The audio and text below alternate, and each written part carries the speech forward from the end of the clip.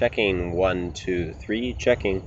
Hey guys, yeah, I know it's been a while. I've been really busy with some other things, so I apologize for that. But today I wanted to do a more D&D orientated video. I actually wanted to talk about ability scores and their creation. So most experienced D&D players would know the most common ways of the score generation.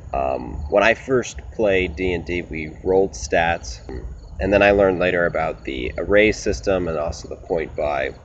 But I'll go into these each, and I just wanted to talk briefly about what I felt about each of them.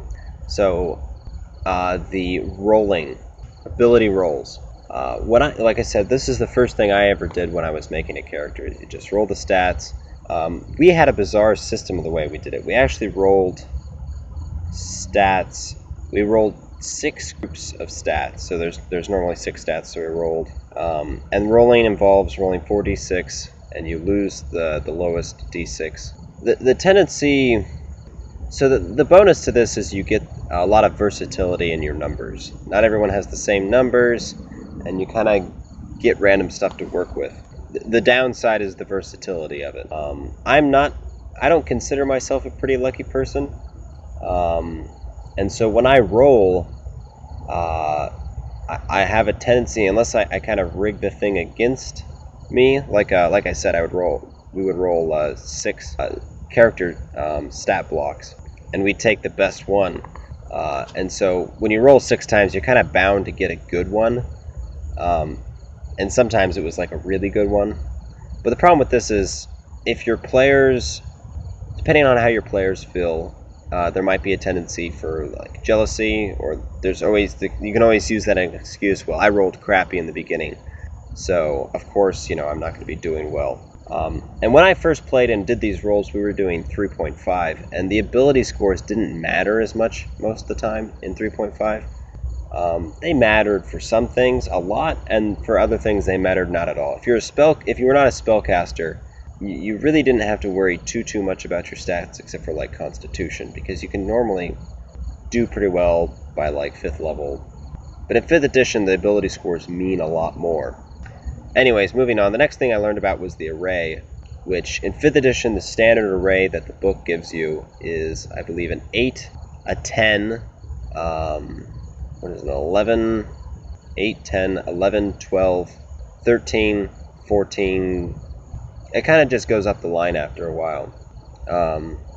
So the nice thing about this is you get consistency. All your players get the same things. There's not this chance of someone being frustrated because they didn't have the opportunity, and they really can't blame anything but the dice, and it's just kind of a fair, even way of doing things. The downside is the ability score, the standard ability score array sucks in 5th edition. The highest one you get is a 15, and which you can make a decent character with it, but the problem is your players will tend to prefer characters that fit certain roles, races that mix with specific classes. For instance, like, you're not going to make a dwarven warlock if you use the standard array, because there's just no way you can get a high enough number. I find that a +3 is what I need in my ability score that I'm supposed to be really good at. I need at least a +3 to feel comfortable, and if you don't have the race bonuses, you're not going to be able to get that 15 up to a 16.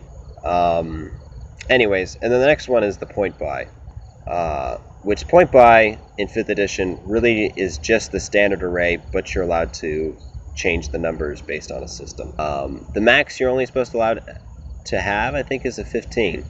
I might be incorrect, but I like the point buy. It allowed to have sort of the versatility of a roll, but sort of the same fairness of an array. But it has the same failings of a 5th edition array in the fact that it is limited. So my most recent solution to all of this, because I'm kind of mechanical in the way I want things to work, is I really liked the array and the point buy. As I said, they weren't powerful enough, so I decided to sort of make my own array that I thought would work better.